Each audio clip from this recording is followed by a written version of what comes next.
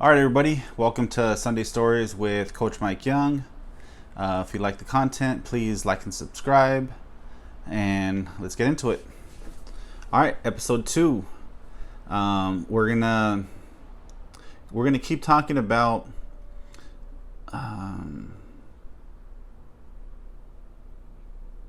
all right, this is more of a continuation from the first one. So the first one we talked about hospital school. So it was more, I had a teacher. He came in. He would come in, not all the time because I was so sick. There were certain times that he didn't come in, but he would come, as much as he could during the week, and all depending on how sick and how I was doing.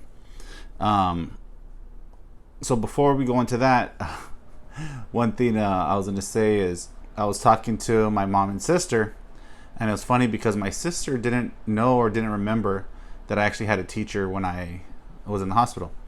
And my mom reminded me of one of the other things that Dr. Starnes got mad at me about was I always kept it dark. So that first month, or give or take, I never liked opening my blinds or the windows or anything. I kept it very dark, and I wasn't feeling good, so I didn't really want the light in or whatever. So that was one of the things he got mad at me about too, was you got to start opening up your windows, and you got to, everything else, take it serious, and we're going to start you on schedules and everything. So I thought that was funny, what she remembered, something I remembered.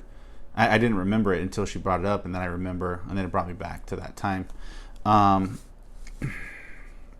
Yeah, so what I want to talk about today is one of the things, when I had the teacher. I don't remember his name. I wish I did. He was a very nice man. He had me, because he had a bunch of patients throughout the hospital, whoever was there for a long period of time. So for me, he gave me a pen pal. This girl's name was Yolanda. I don't know her last name, and she was on, I believe, the 4th floor. I'm almost positive that's correct.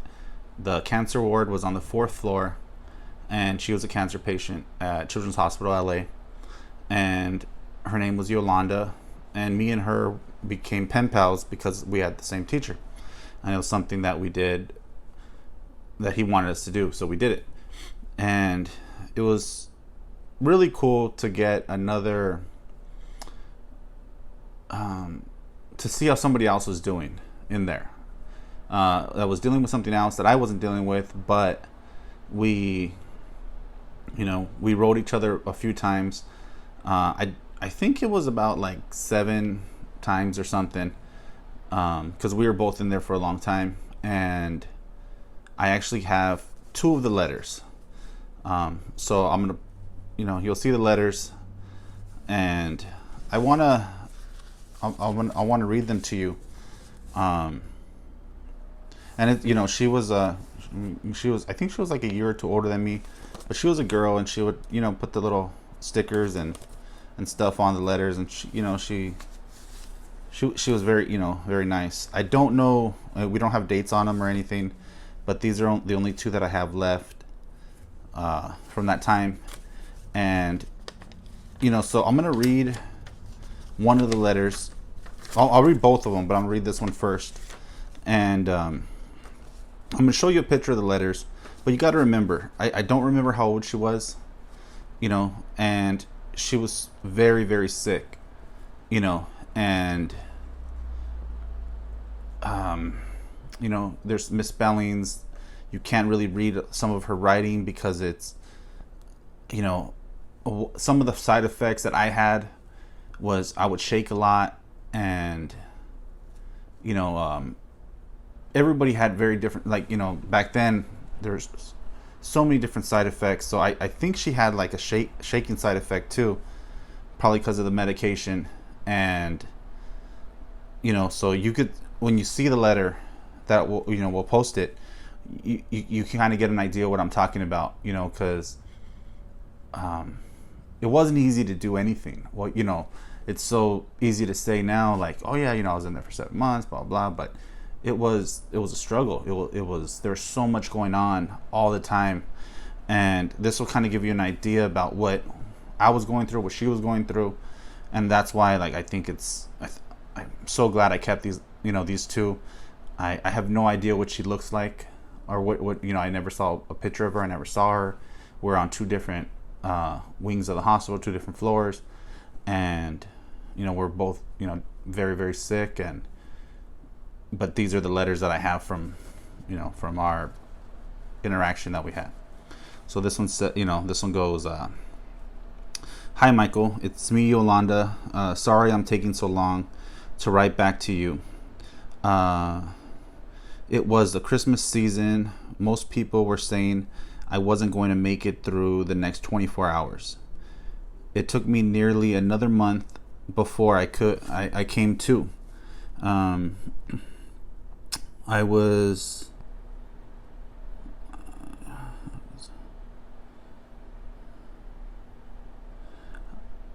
I can't really read what she's writing because it's real hard to, I was kind of something. I'm not really sure. I couldn't breathe. I had to be put on a respirator. That's not counting. That's not counting the, I think, surgeries and the chest tubes. So, she was just, she almost died. She almost died at that point. And one of the things, she's talking about chest tubes. Chest tubes are one of the hardest things I dealt with in the hospital, especially back then. You got to remember, this is 25 years ago, and the technology and everything is so different. But chest tubes back then were so painful, and I mean, it's hard. They're one of the worst things. Like, I had a bunch of them, because I had 4 open heart, major surgeries when I was younger, and then I had another heart surgery about 6 years ago. And one of the things that scared me the most was to have chest tubes again. Just saying. Okay. Let's see, chest tubes. There are many more tubes and other complications. I came out of the ICU 2 days before Christmas. Enough about myself. I too am glad you're feeling better. Sorry my writing is so terrible, but I can't find my eyeglasses. Well, I know that that's pretty hard. I've had half my lungs collapse, and I think around that time I had one of my lungs were kept collapsing because I wasn't. I was so sick. I think it happened to me a couple times. I don't remember exactly, but I think it happened at least 2 to 3 times where my lungs kept collapsing, and it's just it was pretty bad. And she was dealing with the same thing, with certain things that I was dealing with, and vice versa. All this was just from a simple, as they say, a lung biopsy. I understand you when you say you're just tired of it all. Every time you think you pull your head out of the water, and then it gets pushed back in. It's kind of hard to read what she writes. Sorry. As for this place, it's boring. What did you get from the policeman who came for Christmas? Good. I just wish you and your family get well. Something like that. Best wishes, Yolanda. And then she put a bunch of stickers and that she got. That was one of the letters. Even thinking about it, 25 years later, they're not something that I have a box from stuff from that time. Not a lot of stuff, a couple things, but I went in and I found these, and there's only 2 letters left that from that time, and and just reading that, like, I don't remember what exactly I was going through at the time that she's just how do you say it? Like, she just was getting over almost dying, and then she's wishing me that I get better.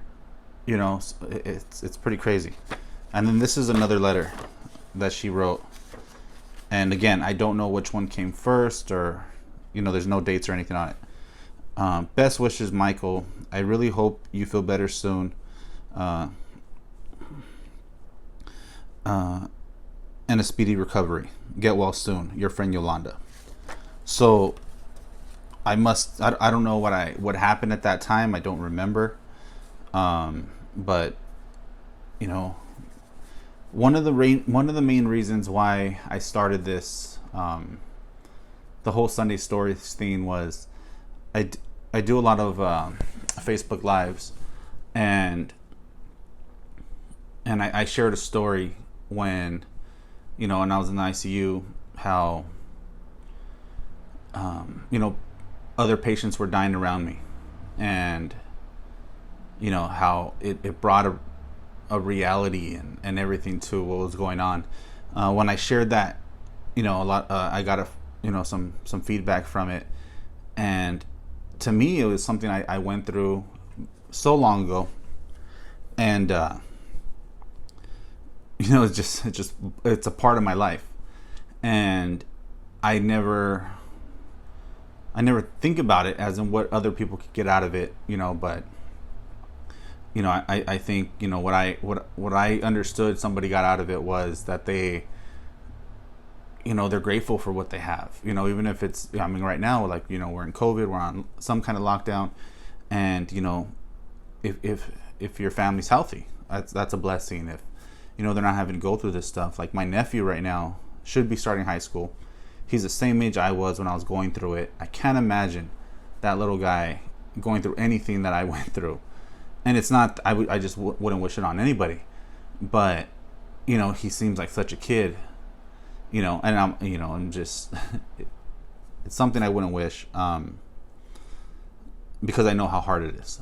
Going back to Yolanda, we communicated one day when I had class. The teacher would come in, and he came in and told me that Yolanda passed away. The cancer got the better of her, or I don't even know how you would say it. The cancer got, took her life, and it was just another. There was so much going on. I grew so much during that time, and it made me who I am today, good or bad, and it made me probably a little bit numb to death and stuff, because there was so much of it around when I was young. I was 14 years old, and these people around me were dying. I mean, literally, like, I was in a hospital. I couldn't leave. That's another story. I'll tell later. But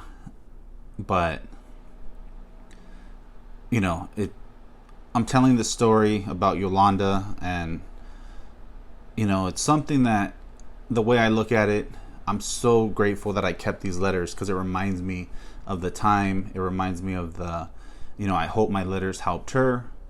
Because 25 years later, her letters are still helping me, remember and be grateful for what I have, what I've been through. As horrible as it was, I survived it. To think that she died of cancer. I just had cancer a couple months ago. And I know other people with cancer right now, and I wish them all health, and but sometimes this stuff takes people. That's what I say a lot. Sometimes we start living our life, and we don't think about how good we have it, so that's what I wanted to share today. Yolanda, I wish I knew her name. I wish I have no idea about anything else about her, just that she was my pen pal. She was at Children's Hospital, Los Angeles, 25 years ago. and I hope you guys get something out of it.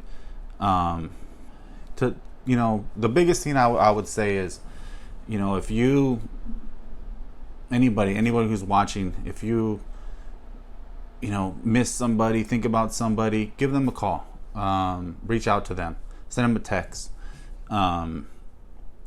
and there's be grateful for what you have. It could be a lot worse. I can't believe I'm still alive after this long, and unfortunately a lot of people I know throughout those years didn't make it. But I hope you got something out of this, the second Sunday story, and have a good day.